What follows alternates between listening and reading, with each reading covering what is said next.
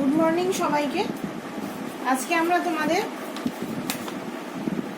আমি তোমাদের valence bond theory সীমাবদ্ধতাটা পড়াবো। সীমাবদ্ধতা তাহলে আগের ক্লাসগুলোতে আমরা পড়েছি যে inner orbital outer orbital complex কিভাবে তৈরি হয় ভ্যালেন্স বন্ড থিওরি দিয়ে। আজকে আমরা পড়বো ভ্যালেন্স বন্ড থিওরি সীমাবদ্ধতা বা লিমিটেশনস।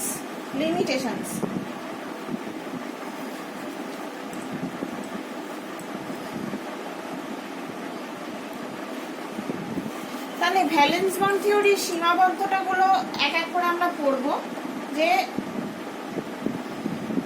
কখন ইনার অরবিটাল কমপ্লেক্স এবং কখন আউটার অরবিটাল কমপ্লেক্স গঠিত হয় তা সবসময় লিগ্যান্ডের ইলেকট্রোনেগেটিভিটি দিয়ে ব্যাখ্যা করা যায় না।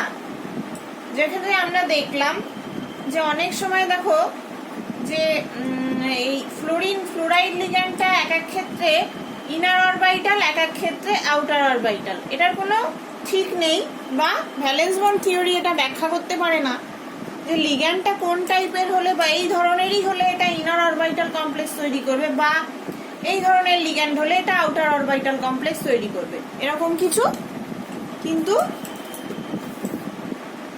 ধারণা আমরা করতে পারি না। সেকেন্ড পয়েন্ট, সন্ধিঘাত মৌলের যৌগগুলো সাধারণত রঙিন হয়। আমরা সন্ধিঘাত মৌলটা পড়িনি, এরপরে পড়ব। সন্ধিঘাত মৌলের যৌগগুলো সাধারণত রঙিন হয়, কিন্তু ভ্যালেন্স বন্ড থিওরি দ্বারা বা ভ্যালেন্স বন্ড থিওরি দিয়ে রঙিন যৌগের গঠন ব্যাখ্যা করা যায় না।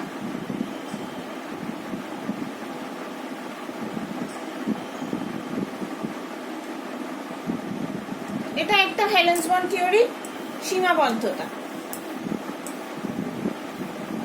যে সেটা রঙিন, যে কেন রংটা আসছে সন্ধিগত মৌলের যৌগগুলোতে সেটা ব্যাখ্যা করতে পারে না। 3 নাম্বার, নিকেল 2 অষ্টল তলকীয়, যেটা এই যে কমপ্লেক্সটা, এটা একটা অক্টাহেড্রাল কমপ্লেক্স, আমরা আগেই পড়লাম নিকেল 2। আর একটা চতুস্থলকীয়,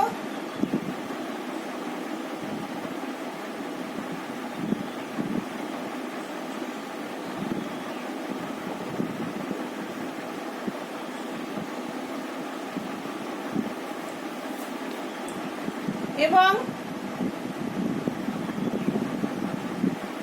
সমতলীয় বর্গাকার।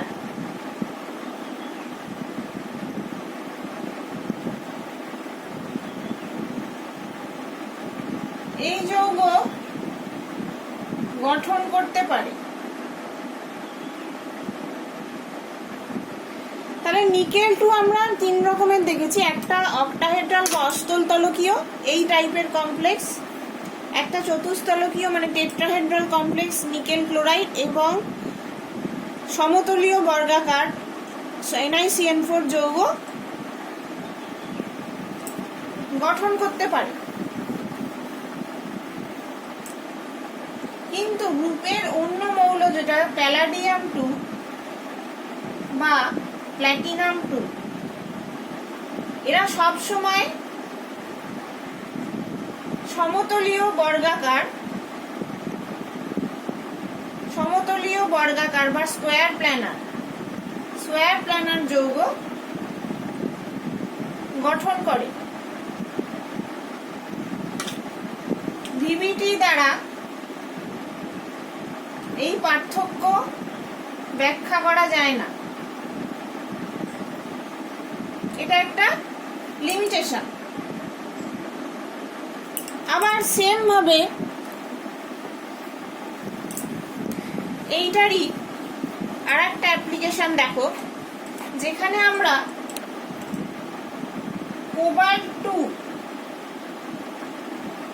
আর আয়রন 3 চতুস্থলকীয় ও অষ্টলতলকীয় এই দুটো যৌগই তৈরি করতে পারে, এরা পারে। কিন্তু কোবাল্ট 3 ও ক্রোমিয়াম 3 এরা তো একই গ্রুপের, এরা শুধুমাত্র অক্টাহেড্রাল কমপ্লেক্স তৈরি করে বা অষ্টলতলকীয় কমপ্লেক্স তৈরি করে। এটার কোনো কারণ ব্যাখ্যা দিতে পারে না ভ্যালেন্স বন্ড থিওরি। তাহলে এটা আর একটা সীমাবদ্ধতা। 4 নাম্বার সীমাবদ্ধতা কি না, কপার 2 সব সময় বিকৃত অথবা ডিস্টর্টেড গঠনযুক্ত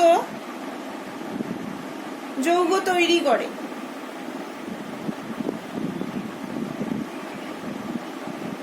কপার 2 যে ধরনের যৌগগুলো তৈরি করে, কমপ্লেক্স যৌগগুলো, সেইগুলো সবসময় রেগুলার অক্টাহেড্রাল বা রেগুলার অষ্টলতলকীয় স্ট্রাকচার হয় না, সেগুলো সবসময় বিকৃত গঠনযুক্ত যৌগ হয়। কিন্তু ভ্যালেন্স বন্ড থিওরি এই বিকৃতিটা ব্যাখ্যা করতে পারে না।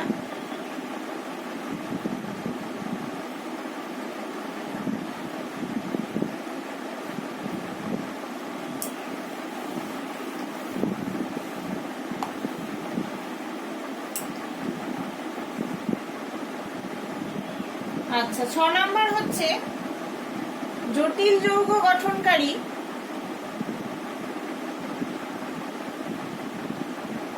কোন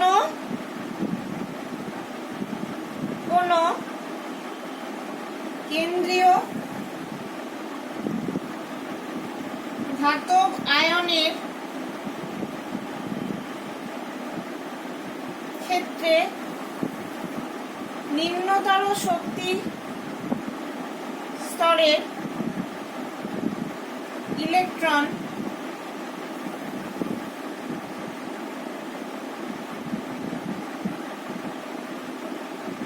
উচ্চতর শক্তি স্তরে স্থানান্তরিত হয়। জটিল যৌগ গঠনকারী কোন কেন্দ্রীয় ধাতব আয়নের ক্ষেত্রে নিম্নতর শক্তি স্তরের ইলেকট্রন উচ্চতর শক্তি স্তরে স্থানান্তরিত হয়। এটা জানি আমরা। তাহলে উপযুক্ত শক্তির উৎসের অনুপস্থিতিতে এরকম স্থানান্তর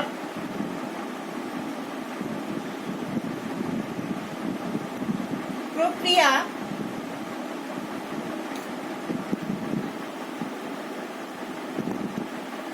বাস্তব সম্মত নয়। অবশ্যই যখন আমরা কোনো এনার্জি প্রয়োগ করছি না, তাহলে নিশ্চয়ই নিম্ন স্তর থেকে উচ্চ স্তরে ইলেকট্রনটা যেতে নিশ্চয়ই শক্তির প্রয়োজন হয়, কিন্তু কোনো শক্তির অনুপস্থিতিতেই এই যে স্থানান্তর, সেটা বাস্তবসম্মত নয়। এইগুলো ভ্যালেন্স বন্ড থিওরি ব্যাখ্যা করতে পারে না। যেমন ধরো এই কমপ্লেক্সগুলোর ক্ষেত্রে CONH3(6)2+, CONO2(6)4- এই ধরনের কমপ্লেক্সগুলো ইলেকট্রন স্থানান্তরণ ঘটে। এটা ভ্যালেন্স বন্ড থিওরি কিন্তু ব্যাখ্যা করতে পারে না।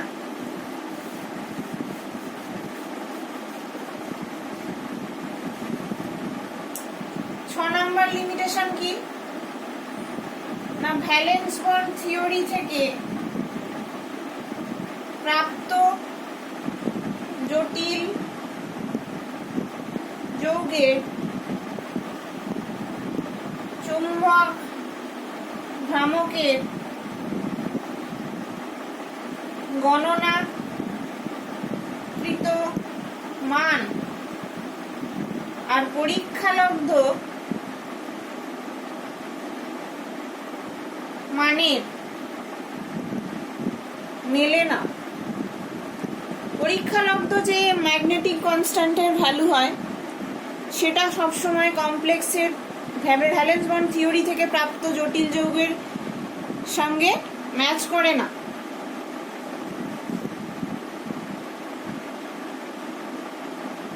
এই তত্ত্বের সাহায্যে জটিল যৌগের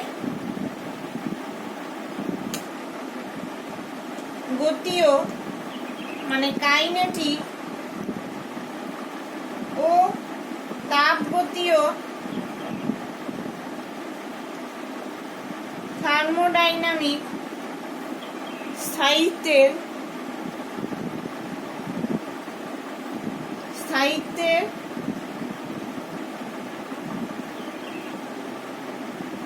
ব্যাখ্যা পাওয়া যায় না।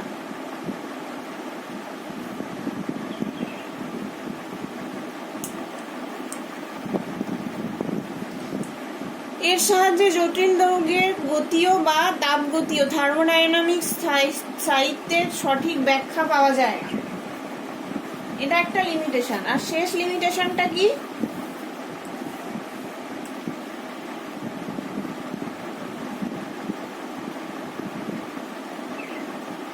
ভ্যালেন্স বন্ড থিওরির সাহায্যে দুর্বল ও শক্তিশালী লিগ্যান্ডের কোনো পার্থক্য করা সম্ভব না।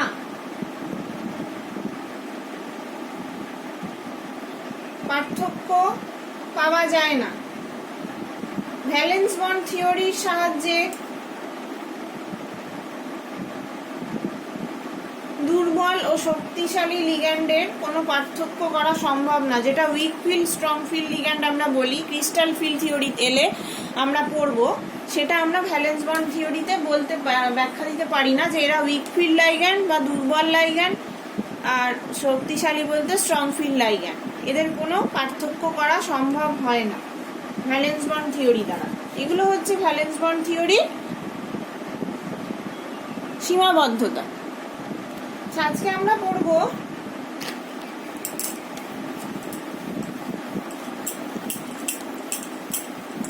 ভার্নারের কোঅর্ডিনেশন তত্ত্বের সাহায্যে কোবাল্ট 3 ক্লোরাইড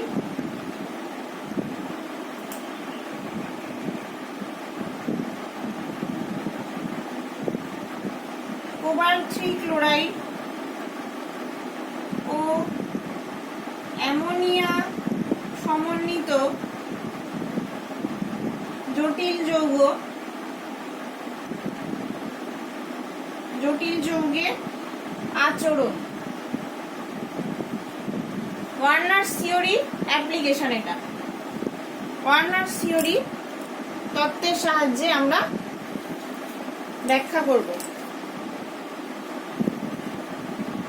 তাহলে আমরা দেখছি কোবাল্ট 3 ক্লোরাইডকে তার সঙ্গে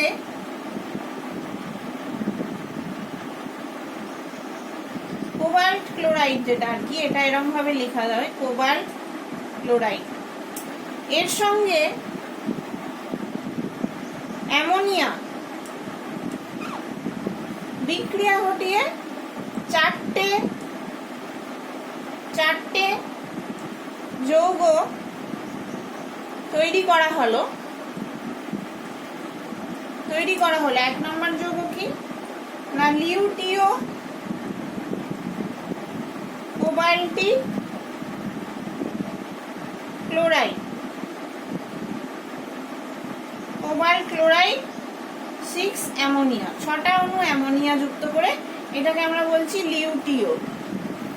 লিউটিও কোবাল্টিক ক্লোরাইডে 6 অণু অ্যামোনিয়া থাকে। 2 নাম্বার রোজিও কোবাল্টিক ক্লোরাইড, সেটা কিরকম না COCl3 5NH3 আর 1 অণু জল, এ হচ্ছে রোজিও। 3 নাম্বার পারপিউরিও, এটা কিরকম হবে COCl3 5NH3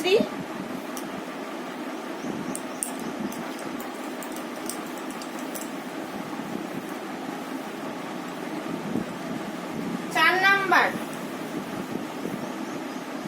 প্রাসিও और ভায়োলিও কোবাল্টিক ক্লোরাইড, এর ফর্মুলা হচ্ছে COCl3 5NH3। এই 4খানা কমপ্লেক্স তৈরি করা হলো।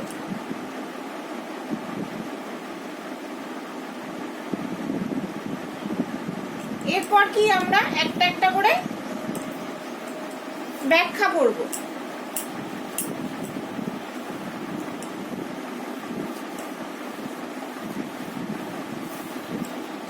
1 নম্বর লিউটিও কোবাল্টিক ক্লোরাইড,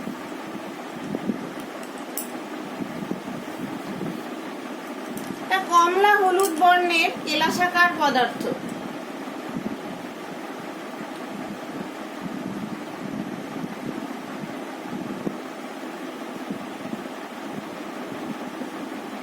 কেলাসাকার পদার্থ ক্রিস্টালস, কমলা হলুদ বর্ণের ক্রিস্টালস, এর সঙ্গে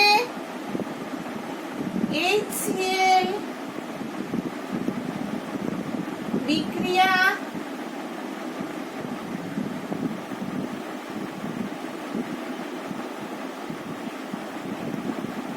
NH3 নির্গত হয় না।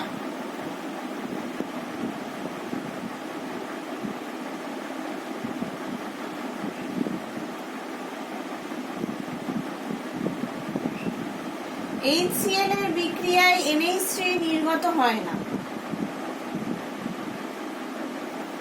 আচ্ছা, যখন এই যৌগটার সাথে মানে লিউটিওর সাথে H2SO4 বিক্রিয়া করা হয়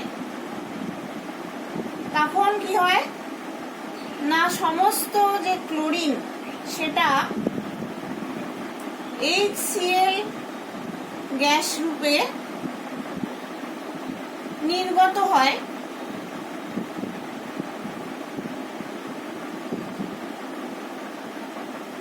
এবং একটি অবশেষে যেটা পড়ে থাকে তার রাসায়নিক সংযুক্তি কি হয় CO2SO4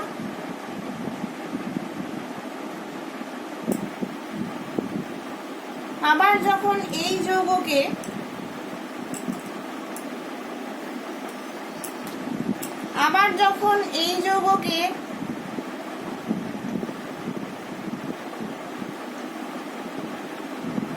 AgNO3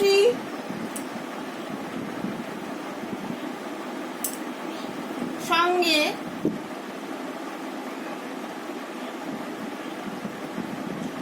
বিক্রিয়া ঘটানো হয়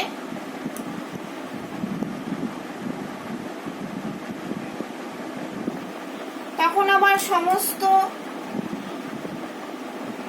ক্লোরিন সিলভার ক্লোরাইড হিসেবে অধক্ষিপ্ত হয়।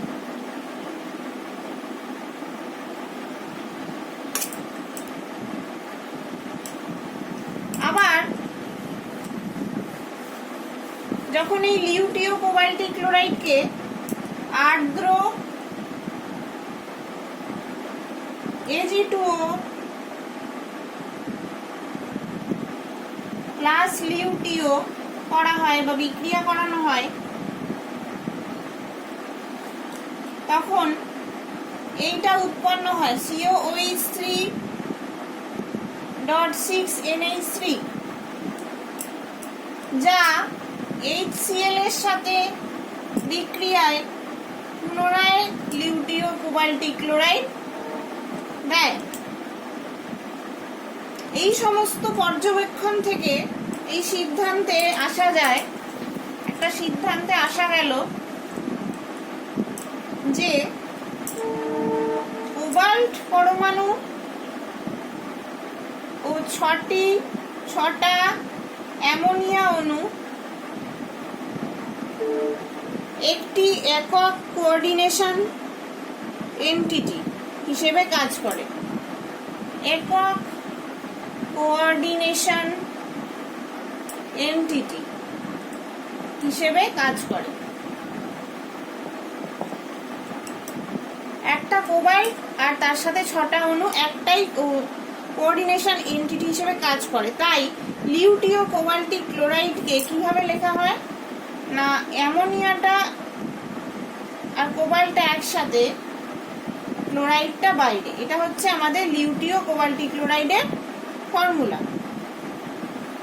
এটা এইরকম সব রিঅ্যাকশন করে করে দেখা হয়েছে। এই জটিল যৌগ জলে যদি ডিজলভ করা হয়, জলে দ্রবীভূত হয়ে 4টা আয়ন সৃষ্টি করে।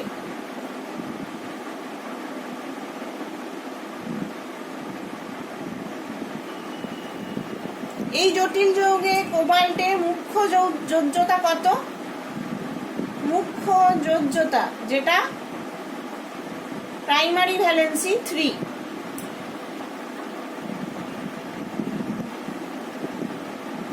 এবং গৌণ যোজ্যতা গৌণ যোজ্যতা 6। নাম্বার অফ নিউট্রাল অ্যাটমস যতগুলো থাকে কোঅর্ডিনেশন স্ফিয়ারে, সেটা হচ্ছে তার সেকেন্ডারি ভ্যালেন্সি বা গৌণ যোজ্যতা। তার গৌণ যোজ্যতা 6। এটা দ্বারা পূর্ণ হয়। তাহলে এর ফর্মুলাটা এরকম। আজকের মতো এটুকুই থাকলো। পরের ক্লাসে আবার রোজিও, পারপিউরিও আর প্র্যাসিও এই 3টে পড়াবো।